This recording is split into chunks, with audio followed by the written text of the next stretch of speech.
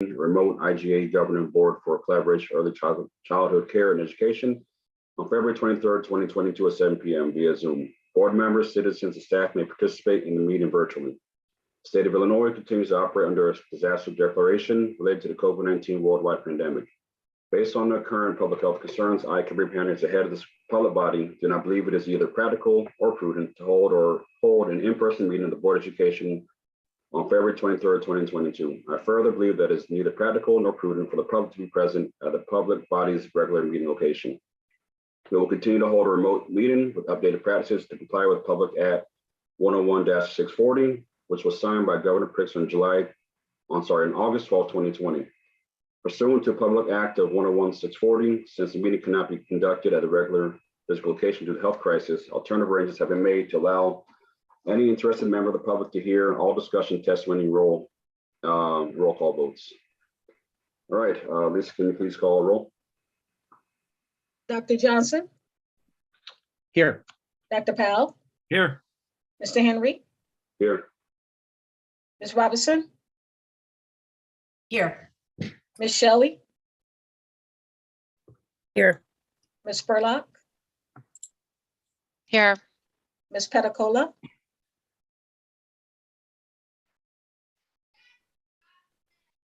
Here. We also have Ms. Moore, Here. Mr. Barrero, Here. Ms. Crawford, Here. and Mr. King. Here. I didn't miss anyone, correct? Don't believe so. Thank you, Lisa. Do we have any public comments for this evening? No public comments for tonight. Okay. So I move to approve the minutes from the meeting on October 20th, 2021. Do I have a second? I will second. Could I just make one correction to the Okay. minutes? My last name should be changed to Walker Petacola in the minutes, not just Petacola. So Okay. that's the only change. Thank you. And I second. Lisa, can you please call roll?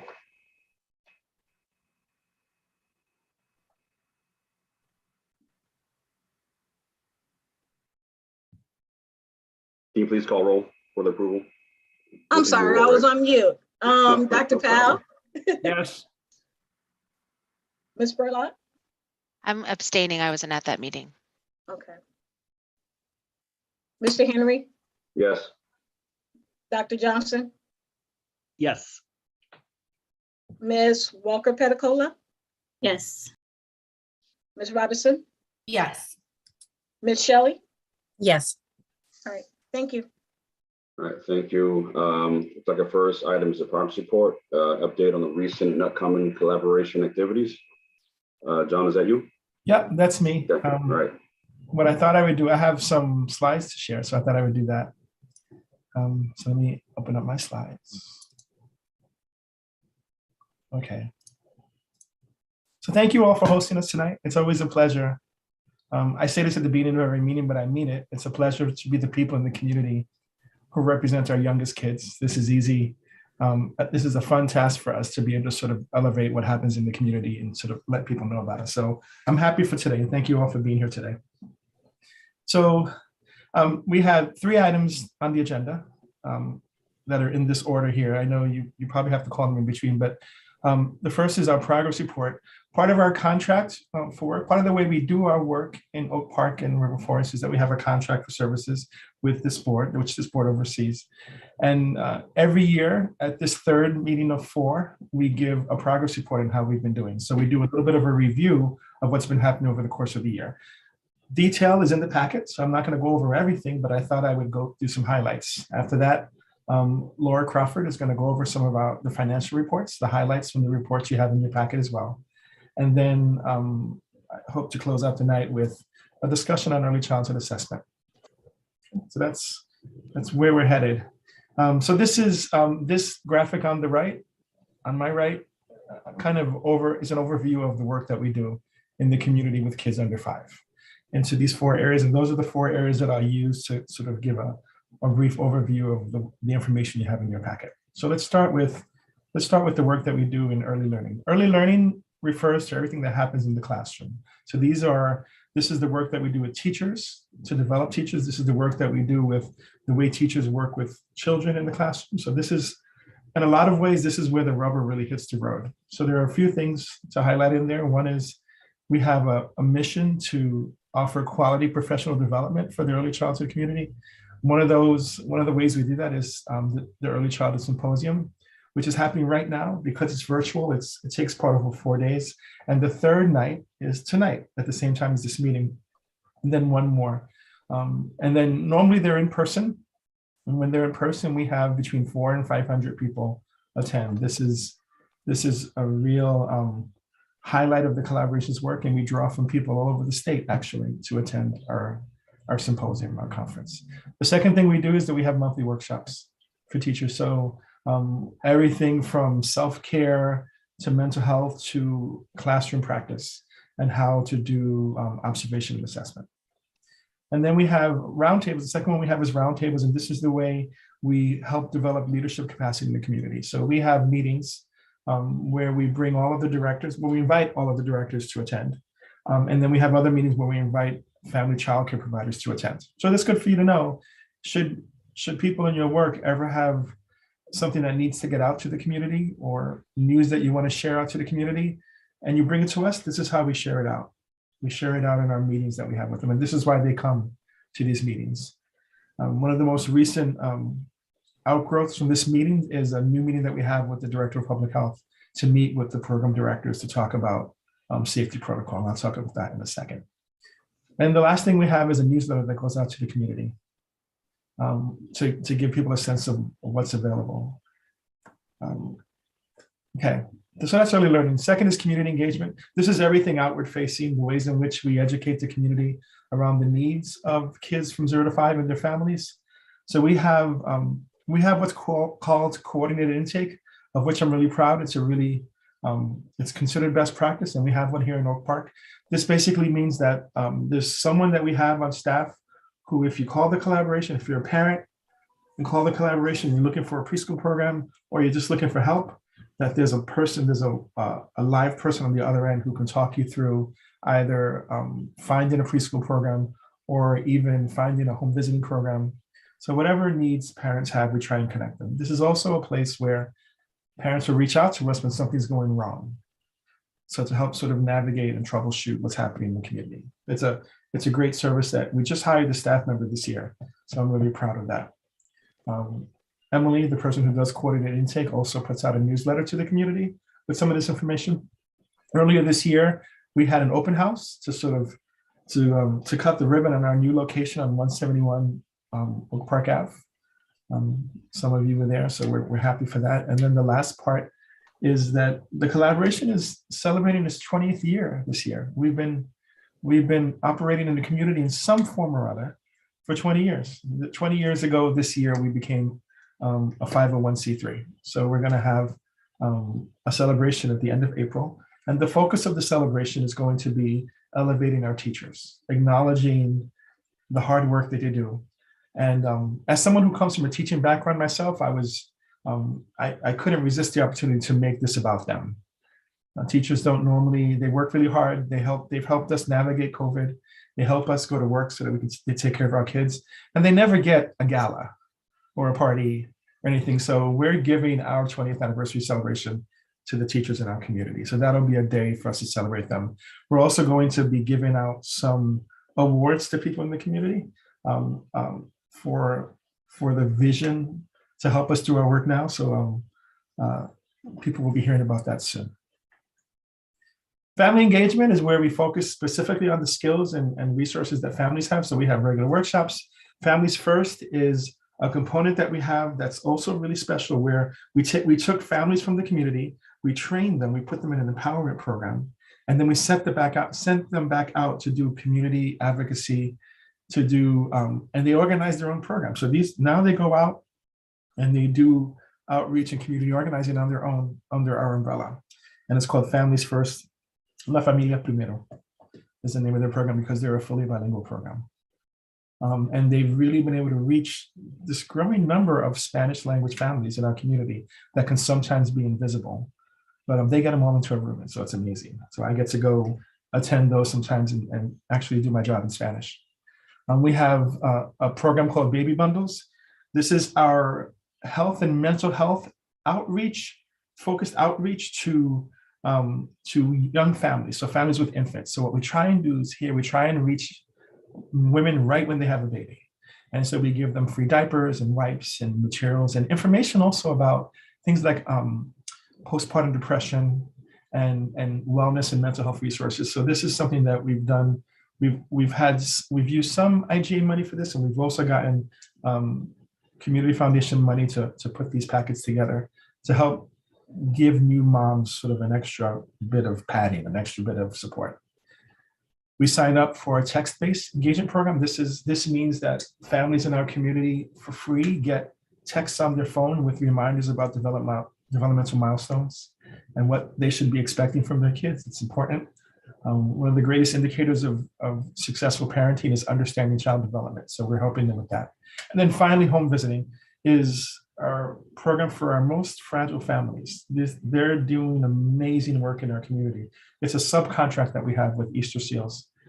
These are the people who they're working with homeless families. They're working with what a home visiting family might look like. It might look like a single mom with 3 kids who's working and who's by herself and has very limited resources, who really needs someone to help keep things together. It's very inspiring to see how we're able to engage at that level. So that's family engagement.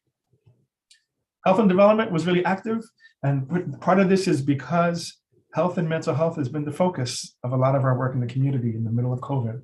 So I think almost everyone in this room was at our tri-board panel discussion where we talked about mental health, and we put together a panel of pediatricians to talk about that as well. That's the first one.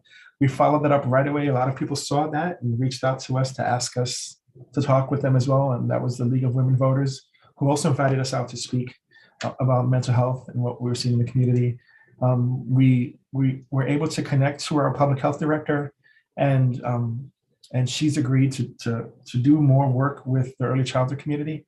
And so we have meetings with her now on Mondays. Every Monday afternoon, she meets with a group of our directors to help guide them in how to sort of adhere to current public health policies. It's amazing. It's amazing sort of to be able to offer that connection. We have events twice a year for physicians around wellness, around mental health, around working with different types of families. And we continue to do vision and hearing screening and developmental screenings, as well as environmental screenings. Those are part of our core services over the course of the year. So there, in probably the quickest it's ever been done, in a nutshell, is a lot of what happened in this year. I think some of the themes were, we saw unprecedented amounts of unprecedented numbers of under-resourced situations. So people coming to us and saying, I don't normally need help, but now I need help. We saw people who normally, who've been teaching for 20 years and have found themselves extraordinarily pressed and stressed this year and having a difficult time doing the work that they've been doing their whole life. So that's, I think part of the theme has been us being a middle person to help people do what they normally can do easily, but which has been a struggle this year. I think if I could pick one theme, I think that's it. And what we've tried to do in that case is be an agency that provides stability and a voice of hope for what might come. So that was us. Questions? Does anyone have questions about the services that we've offered? Or anything that you wondered about? Yeah, this is Sherry. I have no questions. I just want to say what a pleasure it is to see you again. And I'm always in awe of the fantastic work that you guys do. So thank you so much from a community standpoint, from D97. I forgot where I work for a second. Just thank you so much for all the work that you do. Thank you, Sherry. We couldn't do, this sounds like a corny thing to say in response, but the only way we're able to do the work we have is because we have such strong community support and such strong connections. So people like you all here who are leaders and voices in our community, we need you to support us for us to be able to be effective. So thanks goes right back to you. I appreciate you. I see Lucia's hand up. Yeah, hi, John. So, I'm intrigued by the Spanish language piece that you mentioned. And at a previous meeting, you had also mentioned, I think you guys had counted about 12 or 13 different foreign languages that you were sort of seeing among the population that you serve. I'm just curious how it's going with trying to get materials and information and communications out to such a wide range of families that have different primary languages that I'm sure that, they prefer to receive information in. How is that going? And do you see potentially the need to expand beyond just Spanish for some of the, more substantive pieces of your program, given that you were up to about, like I said, 12 or 13 languages, I think was what you had reported before. Right. Thank you for the question. So there are a few different ways. The Families First, Familia Primero is an in-person family group. And that one operates with, we have a staff person who runs that group, one of our community ambassadors who speaks Spanish. We have different languages among community ambassadors, so they're able to facilitate groups in those languages. The languages that I spoke about in the previous meeting were languages that we get calls in as well. So we get people, and when we speak to them, we say, what's your home language? What are your other languages? And so we've gotten so many different languages. It depends on what the needs are. I know one of the benefits we have is that because we're dealing with a lot of the information people need is around child development and around best practices, a lot of those resources are available. So if it's a matter of getting resources out there, there's a wealth of federal resources where everything's translated into 15 different languages. And I think that our home visiting program relies upon that as well. They follow a national model for how they do their home visiting. And because they do that, there are resources that correspond to the model that they use. So that's for resources. But as we do more in-person work in different languages, yes, then we have to build that capacity on our staff. But I think we've been lucky so far, because so far the ones that are most represented, we've been able to find in parents in the community, which makes sense if you think about it. But yeah, I look forward to a day when we can continue to broaden that and have a great enough population that we can look at having people lead those groups in person as well. Right. Okay. So it's kind of a growing pain, but it's a good problem to have. Yeah. Thank you. Sure. All these hands up. So I know that we spent a lot of time in the November meeting talking about COVID. So don't want to go backwards to that, but were there things that you felt that you guys were not able to do this year that you're really looking forward to doing, assuming that we can keep the numbers low and as we start to talk about emerging from the pandemic? Sure. Well, first of all, I'm looking forward to seeing people, to sitting across from people. I think we've done really well. Everyone's done really well with Zoom and being able to connect virtually, but I think there's a difference. I think if you have, I'm looking forward to situations like being able to sit in an office and having a mom with a kid walking past the window and see a welcoming window and think, you know what, I'm going to stop in and see if they have anything for me. I think those interactions are key for a lot of people. I don't think everyone is able to plan or to sort of say, I'm gonna make this call, or I'm gonna sit down for half an hour and speak to someone on the phone, or I'm gonna ask them to call me via Zoom. So I think those impromptu, unplanned meetings are really the key for a lot of people. So I'm looking forward to that. And also, just in terms of our role, we're a connector in the community. We're a convener. I can say that I learn a lot, and I make a lot of relationships at meetings, in between meetings, before meetings, running into people in the community. I've had great conversations with a lot of people on this call, at a cafe, in your office, and I miss that. So I think we all miss that. Our family engagement team, their job is really to be out there in the community. So we've had to be in here at our computers and trying to do the same work. And it's not exactly the same. I think we've gotten by, and I'm probably preaching to the choir, I think we've gotten by as well as we can, but I'm looking forward to sort of being able to sit in front of a parent or sit in front of a provider and really get to know each other and have them feel that trust in us, that they can sort of open up. And, I can say that the home visiting program was operating virtually for a while, and they felt the same thing. And they've just recently gone back to in-person, and they're raving about what a difference it is. you can imagine if the difference between being on the computer with someone and being in someone's house on their couch and talking about the challenges they might be facing, you're just gonna get truth when you're sitting on someone's couch and their kids in their lap and you're asking them what they need. And so I'm looking forward to getting closer to that in the future. Thank you.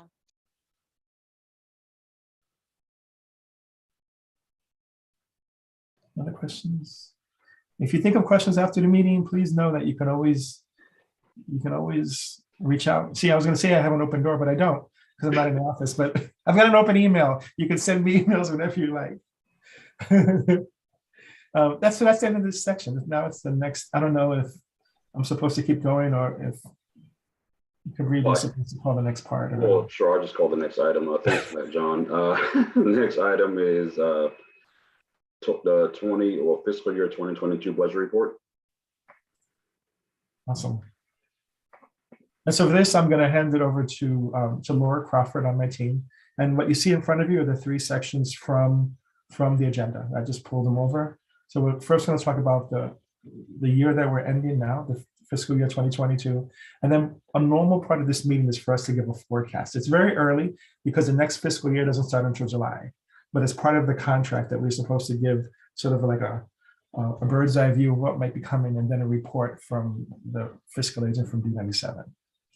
So I'll pass it to Laura. Hey, everybody. It's good to see you all. There are detailed financial reports in your packets, but I'll just go over some highlights here. We're in a stable financial position. Our fiscal year runs from July to June, and we revise our budget in the middle of the year just to help us keep close track on things. And that's when we better know where things like our grants look like, as well as our individual contributions from the winter giving season. John, if you could go to the next slide, we've got some charts that show that we've been pretty successful with our efforts to diversify our funding.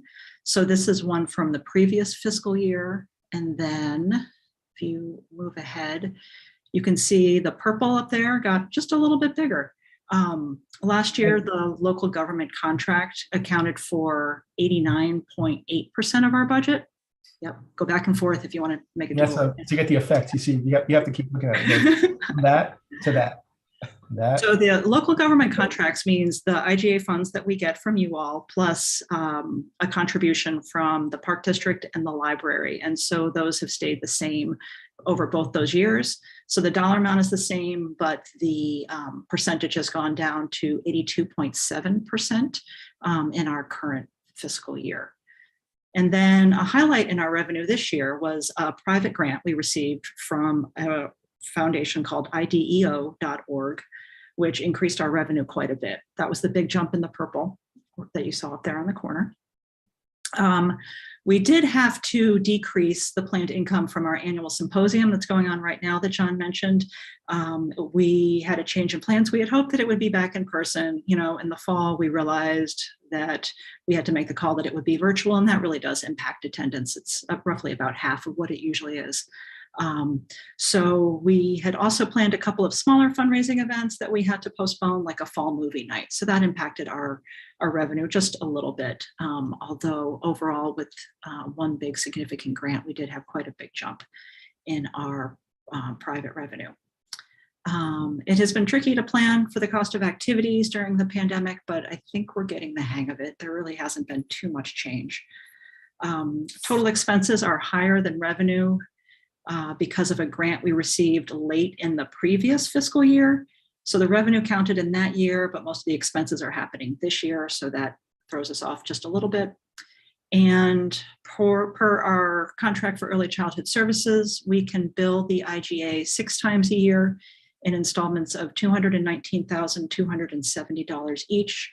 And we bill in line with the expenses with the goal of not returning any funds at the end of the fiscal year, which is something our auditors determine in August, September. And this year we expect to bill all 6 of those installments. And our regular financials are posted on our website with our board materials. And that's the high level for our current fiscal year. And then I can move on to our next fiscal year. So this is our budget forecast. It's very much a preliminary budget. So our contract with the IGA has us required to present a preliminary budget at this time.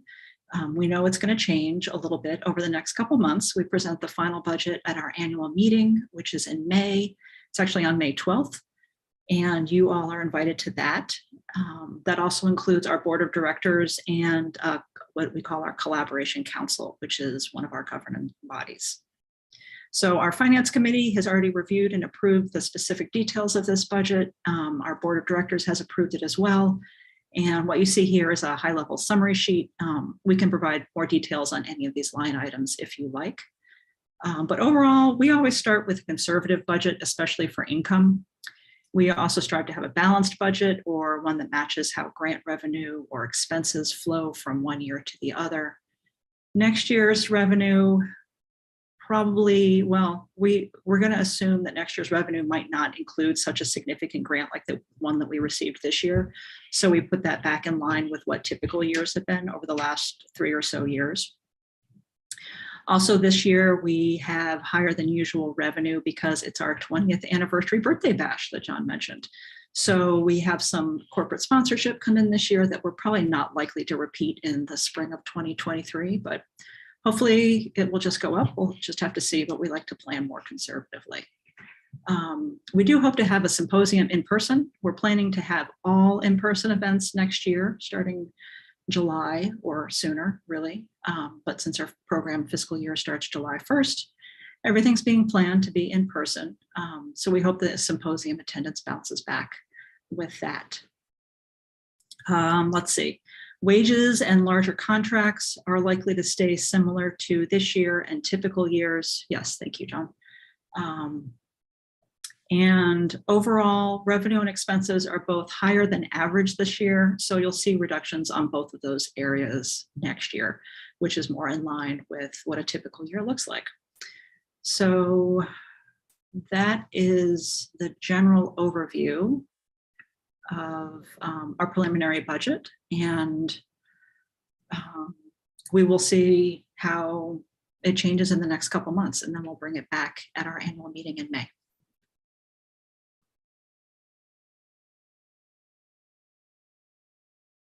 Any questions for John or I on that?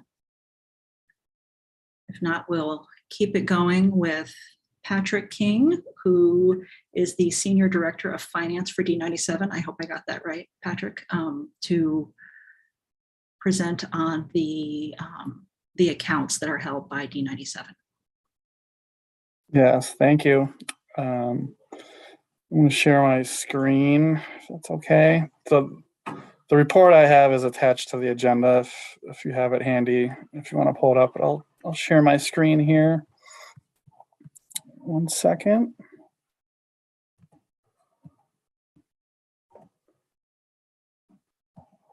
So hopefully you can see that.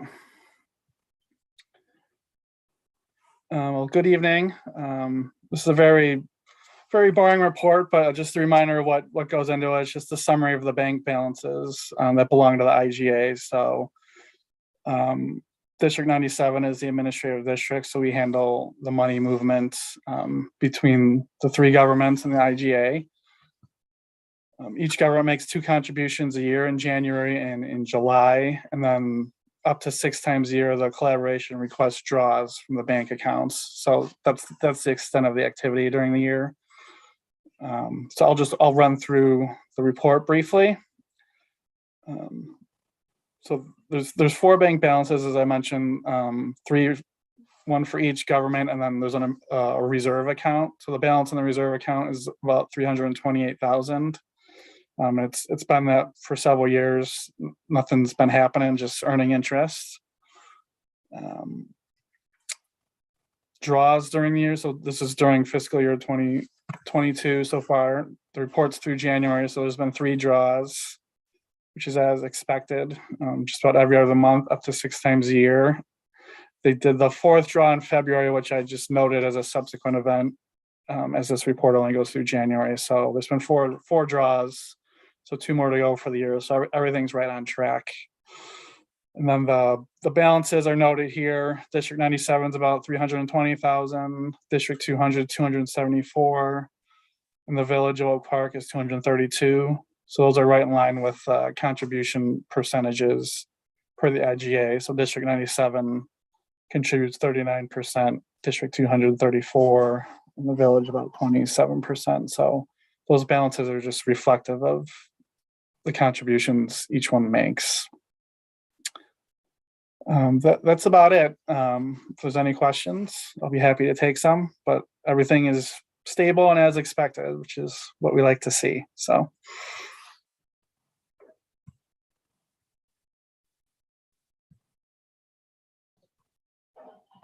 All right, thanks, Patrick.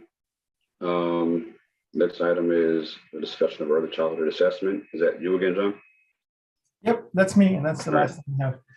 So for this, I recognize that some people come with different levels of knowledge around early childhood, and I wanted today to sort of have an open discussion to share some knowledge and maybe to make sure everyone has the same knowledge about, in this case, early childhood assessment.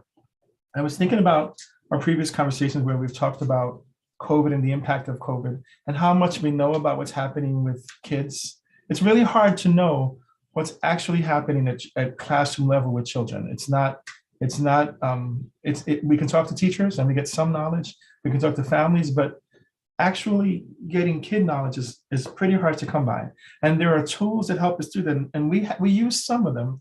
We engage in screening, but I wanted to talk to the group today about assessment and sort of the differences of the two. So I have, again, I have some slides that I'll show.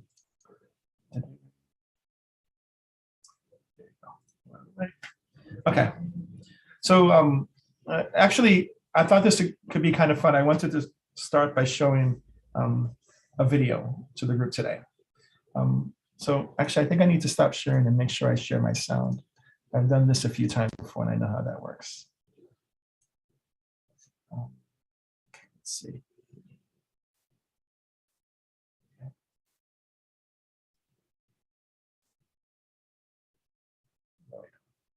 Okay.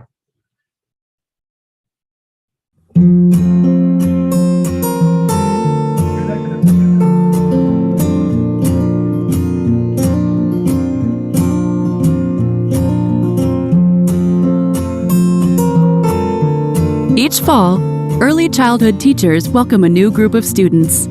Although these children may share many similarities, they are each growing and developing at their own pace.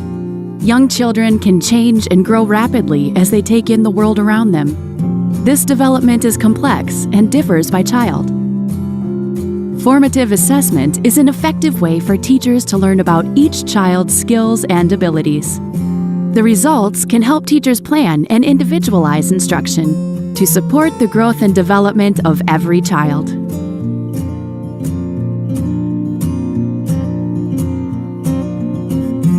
Formative assessment is a process used by teachers to collect evidence of what a child knows and can do, so as to guide and tailor instruction and better support each child's learning and development. These assessments provide information at the start of school and throughout the year as children develop knowledge and skills. Formative assessments often take place during the regular course of instruction and in authentic settings. For example, teachers may observe students as they play and learn and document their activities, discoveries, behaviors, and needs, or collect samples of students' drawings or writing. Teachers can focus on one skill or on several aspects of children's development, from cognitive skills such as language, literacy, and math, to social and emotional skills, and children's approaches to learning. This process provides teachers with essential information about how children are acquiring knowledge and skills.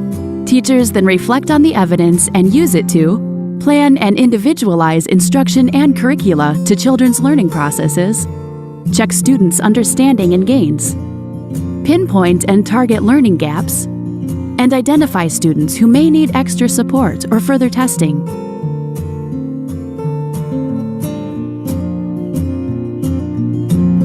Formative assessment is a process, not a one-time occurrence. First, teachers determine what they need to know about individual or small groups of children. Next, teachers use relevant measures and methods to collect that information. For example, teachers can observe and document children's activities, conversations, and behaviors in whole group, small group, and individual lessons using anecdotal notes or records. Ask open-ended or closed prompts or questions and document children's responses. Use checklists, surveys, and standardized assessments. Collect writing and drawing samples, and gather evidence and observations from parents, families, and other educators. Teachers reflect on and analyze the evidence to determine each child's strengths and needs in relation to set learning goals or measures and domains. Teachers then tailor instruction as appropriate to target those needs and promote learning. The cycle then starts again. Research shows that high-quality formative assessment improves student outcomes, particularly for struggling students, English learner students, and students with disabilities. High-quality formative assessment includes several best practices. It should be ongoing and occur over time. A snapshot is inadequate to inform instruction because young children can develop rapidly. It should be embedded in the regular classroom routine and instruction. It should include varied activities and draw on multiple sources of evidence to provide a picture of the whole child. It should be responsive to students' cultures, languages, lived experiences, and unique needs. It should be reliable and valid and aligned with academic standards, age-appropriate expectations, and curricula. Last, formative assessment should be part of a comprehensive assessment system that includes screening and diagnostic measures and interim and summative assessments.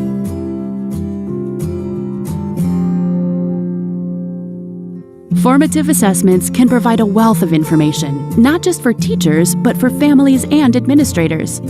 Over time, the information from formative assessments can provide a rich record of a child's progress and growth. Information about a child's strengths and areas for growth can be shared during parent conferences. Teachers can also share ideas for activities that parents can do at home to support their child's learning and development. School and district administrators can use long-term formative assessment data at the classroom or school level to align student needs with educator professional development and early learning programs. In summary, formative assessments can be a valuable instructional tool to help early childhood teachers better understand and support each child's development, learning, and growth. This video is funded by the U.S. Department of Education's Institute of Education Sciences, or IES, and was... Okay. So I wanted to start with that sort of as a primer for people. You heard references to assessment and the importance of one-time screenings. So we currently do screenings in Oak Park. So the collaboration has that covered across Oak Park, but assessment isn't something that's widely available. It's required of publicly funded programs. So there are 3 programs in Oak Park that receive it, that we provide assessment for. But I wanted to sort of make sure people had the information.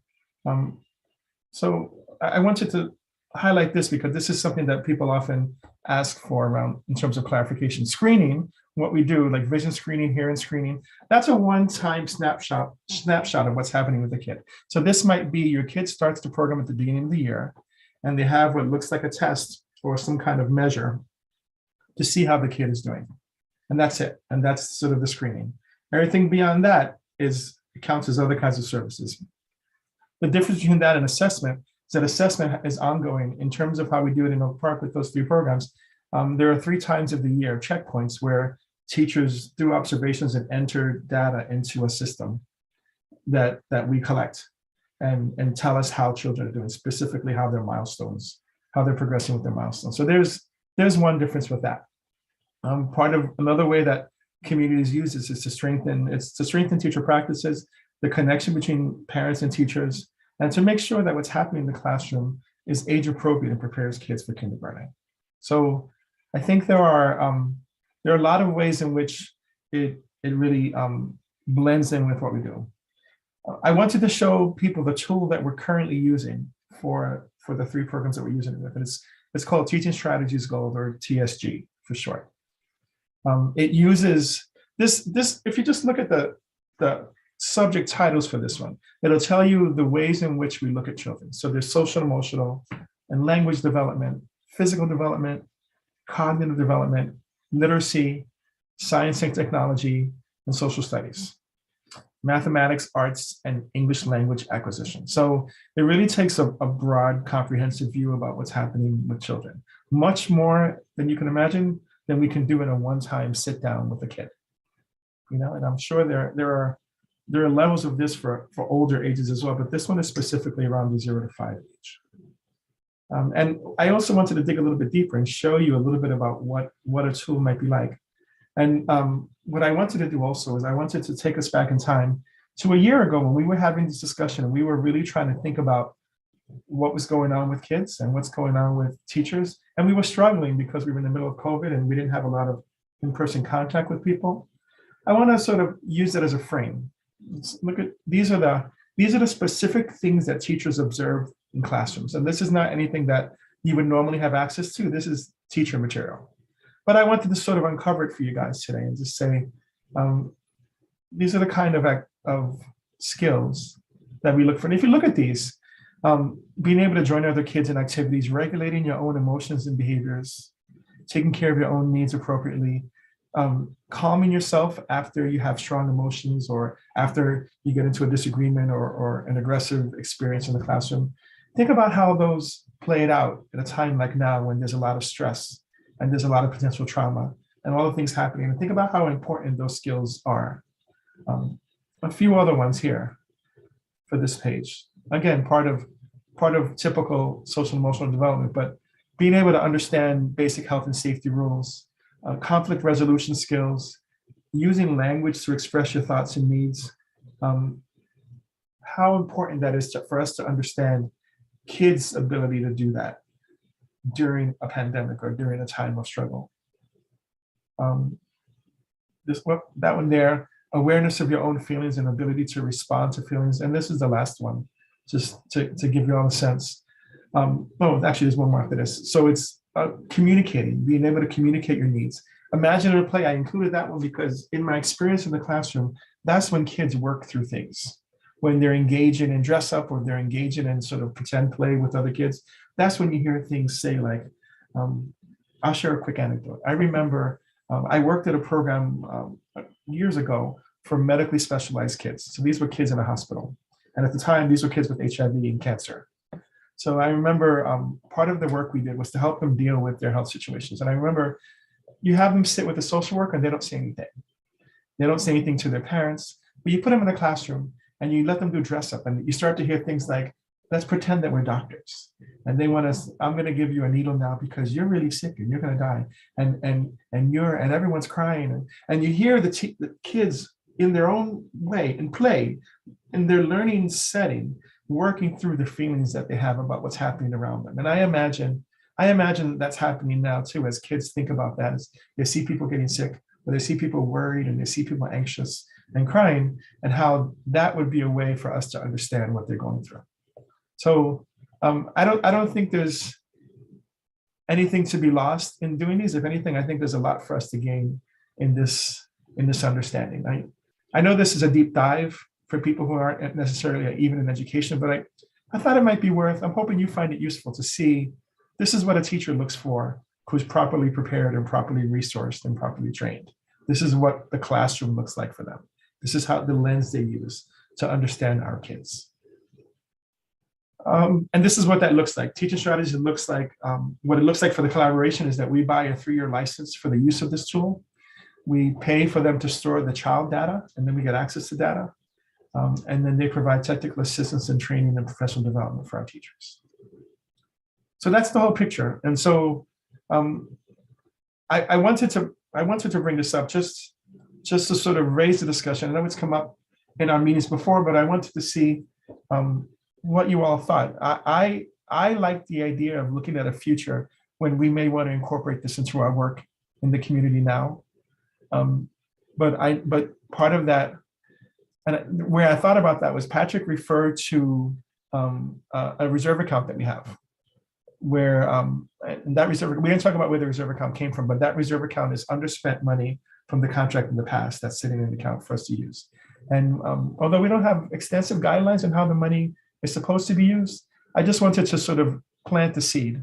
Obviously, there isn't a motion and there isn't a vote tonight for anything, but I wanted to plant a seed in people and to have you hear my view as the person who sort of leads the early childhood work in our community. I think if I were going to invest in anything, if I were going to look at what's worthy of our investment, it would be getting closer to what's happening with kids and bringing kids' voices and experiences closer to policymakers and legislators and leaders in our community. And I think this is one way that's out there for us to do that. So that's the sum and total of what I wanted to share with you all today. And I'm happy to take questions or anything or comments. John, I did have a question / comment. Love the presentation. I love it's funny you actually mentioned what I was going to ask you. How do we incorporate this into our, I guess, our school here from the, I guess, 97 onward. So I'm curious, what does it look like as far as training and I guess getting teachers to understand this? Because looking at the equity lens of it, there are children, especially children of color, are misdiagnosed early on and thought to be problem children, and they are on a path that's not really not really understood, right? Say behavior modification, or sorry, they don't know the regulate moods, and they're thought to be, I don't know, a problem or can't grasp the curriculum. So I wonder what does that look like for, say, like kindergarten in the 97 district? So how does that look like as far as training and implementing this over at the time period? Great, so wonderful. So there are a few questions bundled up, and then let me see if I can get them all. So one is that this is a tool that it actually goes beyond 5, but D97 would choose its own tool. But this is a tool that's meant to dovetail into the assessment tools that D97 uses. One of the areas of usefulness for this is to be able to convey in common language to D97 folks what's coming their way. This is the preschool world. These are kids that we've got coming who are going to be entering D97 in a year, in 2 years, in 3 years. And this is what we're seeing in terms of trends. So that's one point of usefulness. But I don't want to let go of the equity issue that you brought up, because I think it's really important. And one of the reasons why I'm such a big fan of using this lens. If you've heard me talk about racial equity in our community in early childhood, you've heard me say that if you want to understand and I'm going to specifically with Black and brown children, but even more specifically with Black boys, where we have a problem in preschool with retention and proper education of Black boys. If you want to understand what's happening with racial equity in preschool classrooms, you look at movement of children. You look at who's leaving programs, who's entering programs, who's transitioning out, who's being referred to an outside program from the preschool that they're in. So you look at movement in and out of programs to understand. The goal in an equitable society, an equitable system, is that children are retained. The extent to which we fail to retain children in their programs begins to speak to inequity, right? So an example is, and it's not just Oak Park, although we see it in Oak Park as well, it's a national epidemic of Black boys being, you called out being over-referred for specialized services, but also suspended and expelled. I mean, it's not many people know that the rate of expulsion and suspension for kids under 5 is 4 times the rate of kids over 5. For the rest, and that includes everything from kindergarten to 12th grade. Kids are expelled, the rate of suspension for kids under 5, I'll say it again, is 4 times the rate of kids from K to 12. It's an amazing, miraculous problem that we have in this country with that. And the reason for that is, part of the reason that happens is because as you get older in grades, I imagine the suspension expulsion process at D200, for example, is very sort of distinct. It's very clear. There's a process that has to be, that people have to go through. There's a little bit more room for gray in preschool. A suspension might not look, or an expulsion might not exactly look like a kid being kicked out, but expulsion might look like a director working with parents to say, I don't think this is the right place for your kids. I think you might want to think about another placement. And if I were you, I would think about a placement like in another town or another village, another area, or maybe you want to look at a special needs program for your kid, because I have a really hard time with them. Those are the kind of conversations that constitute a soft expulsion in preschool that happen all the time. So enter a reflective tool like an assessment tool, right? What you want a teacher to do in that situation. Now, to be fair, there's a perspective on both ends. What you have on the other end is you have a teacher who's got 20 kids and they've got kids of their own that they're worried about. And we're in the middle of a pandemic. and directors are struggling to keep teachers. And so there's a lot of stress in all the situations. So anything that doesn't go according to expectations becomes something that I think becomes something that really fills you to capacity. So enter the use of a reflective tool where you get to sit and look at kids and go beyond saying, this kid annoys me, and getting to a place where you say, okay, now wait a minute, let me reflect on why I'm feeling this way. And when are the times that this is happening for me? And I've realized through reflection that this kid has these traits. And the situations, because I've done observation now, I've noticed that this kid only reacts this way in these situations. So then now I have a tool. So before, where it was, this kid's annoying, I need them out of my space, it becomes, this kid is particularly struggling when people take things away from him. So there's something going on here with sort of having things taken away from him. There's a skill that we can work with. There's a skill around navigating that, I can see that he has strong social emotional skills, and maybe the language skills haven't caught up, and we need to work on language skills so that he's able to navigate these situations. So to bring that to a close, I feel as if one of the best tools in addressing racial equity issues in preschool is a reflective tool like this, is overlaying the practices with a structure that really encourages you to reflect on your relationships with kids. It's the only way we get that kind of insight into what that relationship is like. The relationship between a teacher and a child is the biggest indicator of whether or not a child is successful in a teacher space. And so that does something to address that. Let's see, I don't know if there was a third part of your question, but I think I got some of it, at least how the transition to D97 is why we use a nationally recognized tool, and why we don't have a homegrown tool.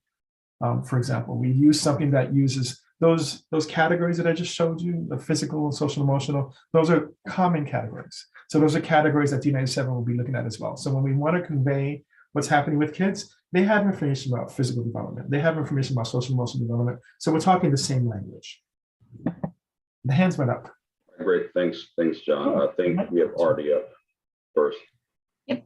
So I really appreciated this presentation, John. I remember a long time ago, this had to be like, I can't even remember when, but D97 had this like gifted and talented ad hoc committee, like way back when, like,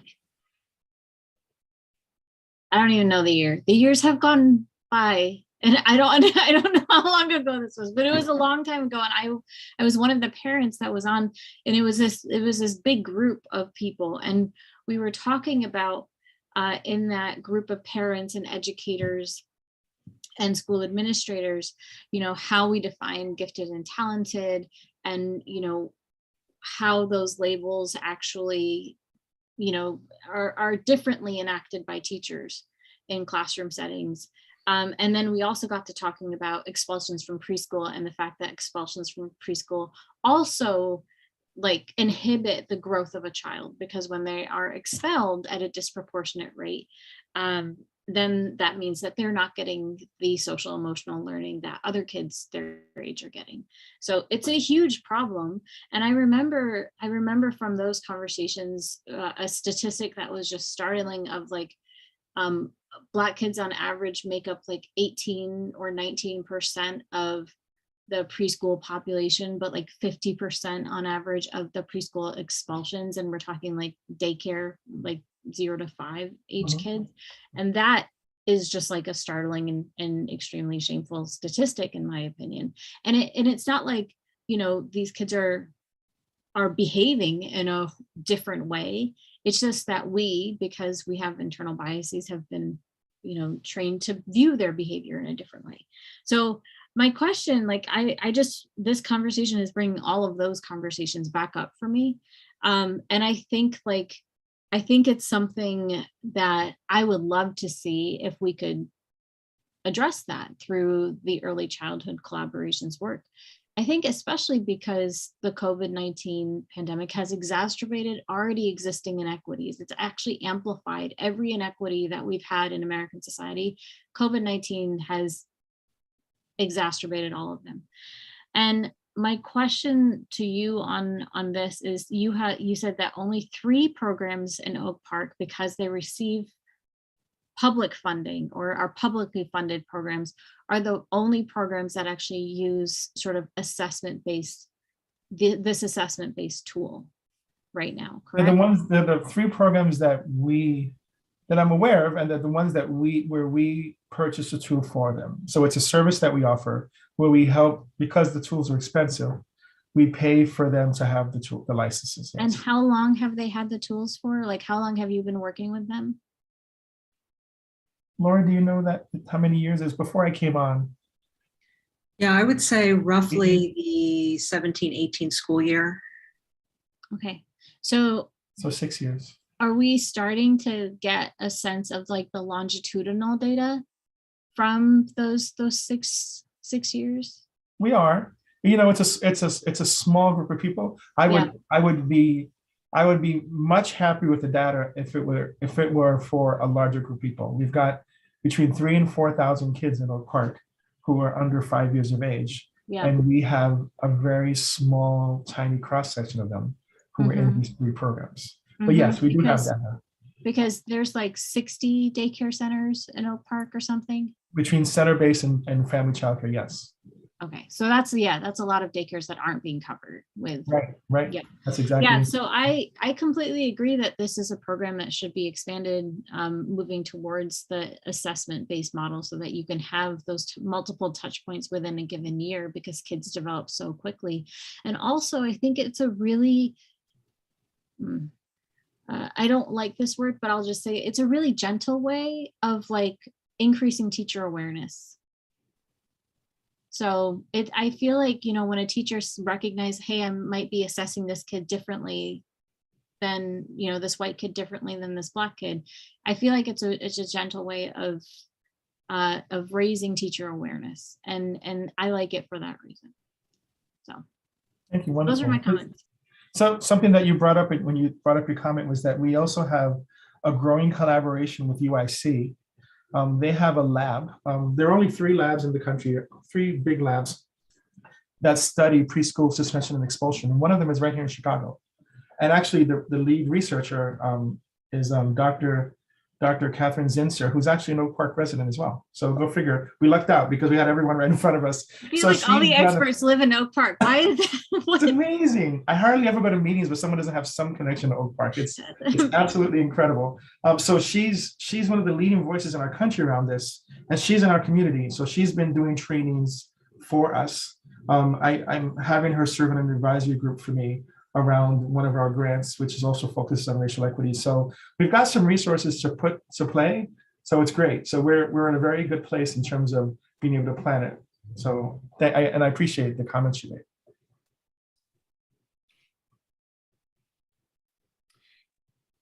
So John, I wanted to ask about the connection. You mentioned the reserves that early childhood has. Is the idea that the reserves would then be used to purchase additional licenses or somehow expand the existing tool? Or yeah, both? I mean, I think that would be a nice place to go. No, not to expand the use of the existing tool. I think the programs that are using it now are using it fully. Okay. But it's to go beyond 3 programs, and we've got 60 programs. So it's to sort of, and it would have to be a gradual expansion. I don't think we have the capacity to say we're going to throw a tool at 50 programs, but it would be, I see it 5 to 10 programs at a time where we start to introduce the tool to them, where we purchase the professional development services that comes through teaching strategies, and we engage in some kind of mentoring and work with them. So they have to be taught how to use the tool to fidelity in order for it to be a valuable tool for us. So teaching strategies does that. And then the data gets collected. We have an existing contract with Chapin Hall to work with our data and to help, and actually to protect the data, to make it in a way that we can use it. So we would bring them in to sort of help us use the data as well. But the reason I bring up the reserve money is because it's this kind of expansion, 20 times what we have now, isn't something that's normally in our budget. It's not something that we've ever budgeted for before. And you heard Patrick say that we're on target to use all of our full budget this year. I still think it's important though. So I think even though I don't want to be confined by what's in our pocket, Right. if there are other sources, and if there's ever a question about how money that we have in reserve can be used, I just thought it's worth having you all hear it. You should hear it from me, what I would recommend for the use of it. I think there's a lot of ways to spend the money, but that would the amount of money that's in there would run that program in a gradual way in the course of probably 4 to 5 years to be able to expand to the full village. If we have 50 to 60 programs, and let's assume not all of them would want to take part in it, but let's say 50 programs want to take part in it, and we did 10 a year, then in 4 years, we've got 40 something programs. Right. And then it becomes an ongoing expense, right? The licenses, I think one of your slides said it was a 3-year license. Yes. So would you foresee also wanting to expand your budget to include the ongoing renewals? Yeah, the renewals are the other, probably the smallest part of the expense. We calculated this last year, and the renewal was something like, I want to say it was a couple of thousand. It was 14,000. For some reason, it stuck in my head as the yearly renewal cost for the licenses for all of them. So it's a minimal cost that they charge you to renew it. There's costs. The big cost is up front to purchase them, to do the most expensive thing they offer, honestly, is the training. The one thing you need to start to use the tool is actually the most costly part, which is why we don't see it being used everywhere. You can't, it's not made to intuitively begin to use. If you think about it, it's a change of mindset. It's acknowledging that there's one way that we're used to looking at kids now, and one way that we're used to understanding and seeing kids' strengths, and saying, we're going to take that way and we're going to add all these other components to it. And we're going to turn the world and how you work with kids on its side and give you a whole new way of working with them. Yeah. So that takes some work.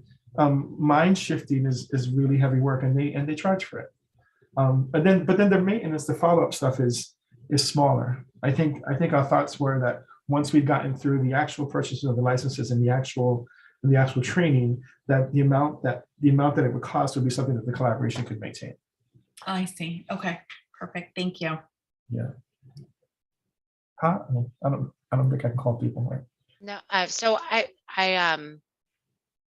find it really interesting, and I also would want to know, and I'm not trying to volunteer Griff for any more work than he already is doing in our whole team, but is there anything that in the elementary school that we can support so that whatever impact is being had by this tool and by this training continues into D97 and beyond?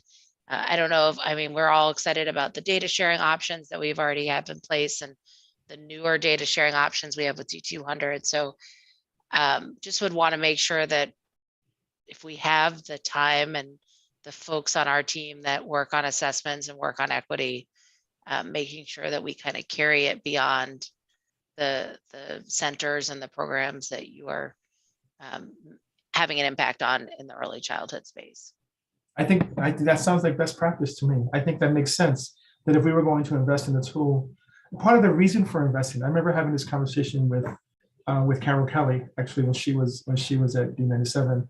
And I asked her, what's the one thing that the collaboration can do to help you? And she said, one thing you can do to help me is to give us more information about who's coming. We'd love to be able to anticipate, to prepare before someone walks in the door, to know if we're seeing an increase in social emotional needs, support needs.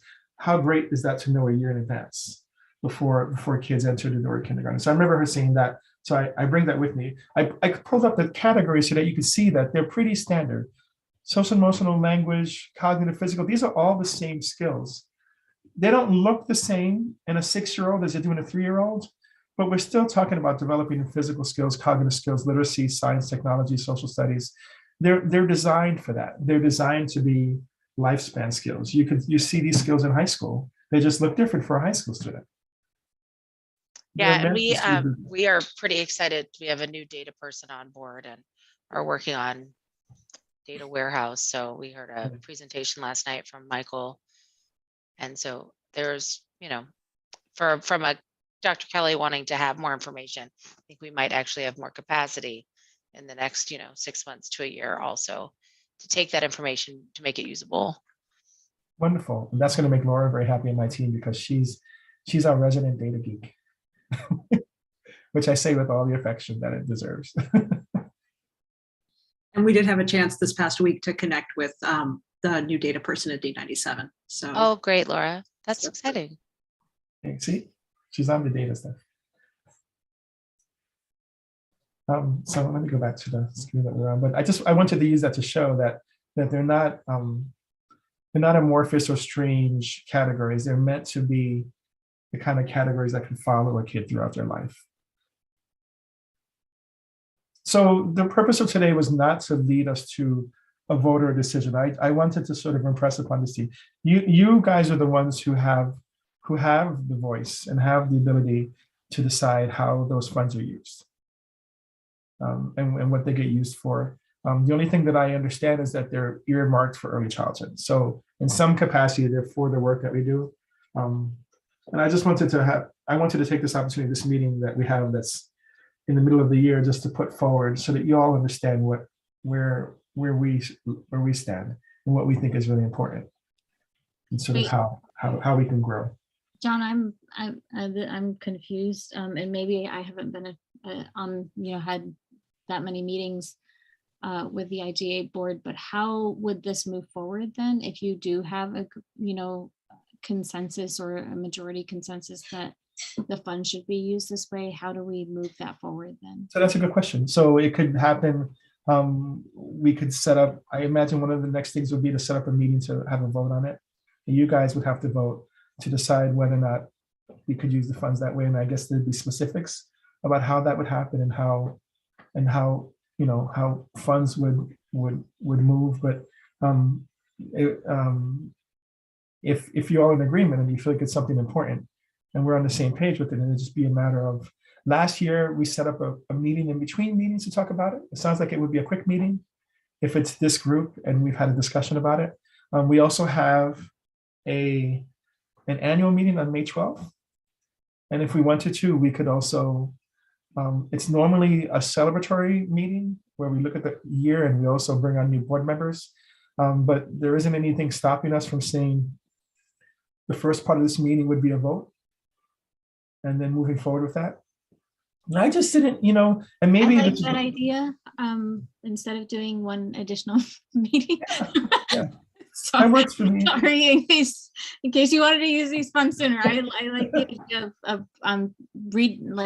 voting on this. If this is just my suggestion, and I'd love to hear from other IGA board members, but I'm really fine with the idea of moving forward and voting on this in the May 12th meeting. I guess the one question I would have, because I think that's a great, it's great use of funds if we do have a surplus. I guess what it looks like as far as implementation and what are, I guess, the accountability part of it. How do we ensure that it's going towards X, and what's the, I guess, what's the outcome, right? So as long as, I think we can have some kind of measurement tool that if we say these funds are going for X amount of dollars going for assessment of certain facilities or daycares or whatnot, or if it's D97, I don't know who it would be, but as long as if you can have some kind of, I guess, I won't say presentation, but maybe some way to say, here, if we take X amount of dollars and put it towards this tool, here's what we could look at as far as the outcome. Then I think we could vote on that. Well, I'll speak just for me. That'll make more sense to vote on it in the next meeting, as long as you have a comprehensive idea of what this looks like when we give X amount of dollars to this initiative. Sure. I thought it was, I'm sorry to interrupt. I thought it was very effective when you had some caregivers or people that were actually doing the work present. And so it might be helpful, especially for folks that aren't at this meeting, because it will be our full boards, to invite some folks that are using the tool to talk about a difference that it's made. And, to the extent that they're willing to share. I know that, to Artie's point a moment ago, to admit that you had a bias and that you've overcome it is not always the most comfortable things for people to say out loud, and they might not want to talk about it. But to the extent we're trying to do a culture shift, anyone that wants to share that experience or that journey and how this tool might have helped them or, fit into their practice as they were growing in their anti-bias work as a teacher, I think that would be nice to hear from people that are using it.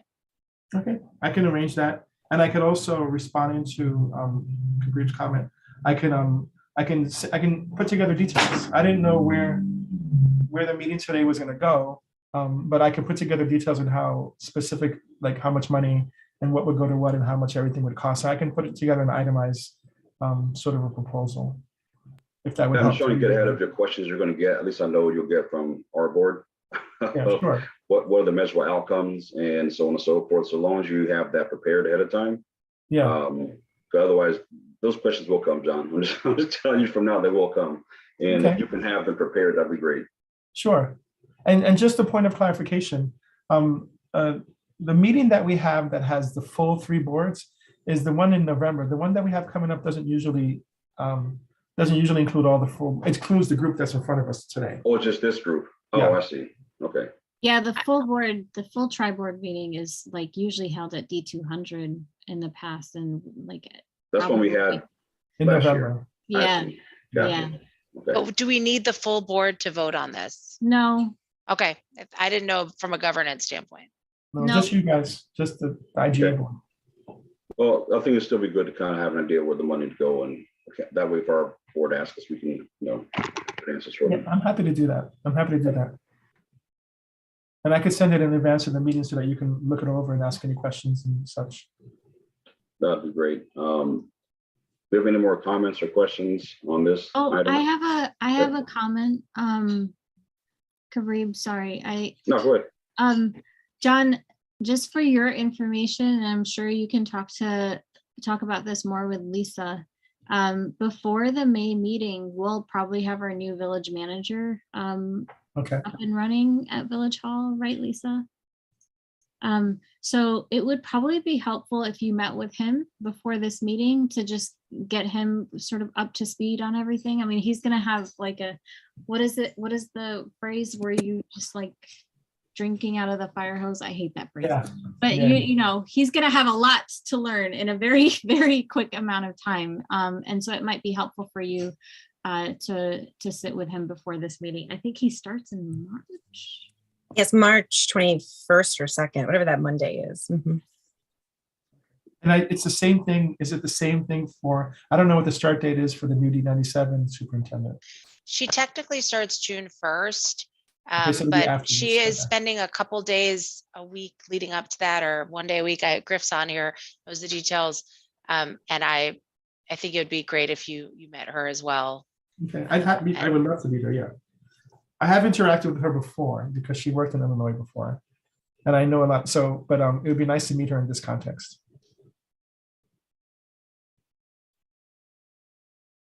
Yeah, so I'd be happy to do that outreach to those people.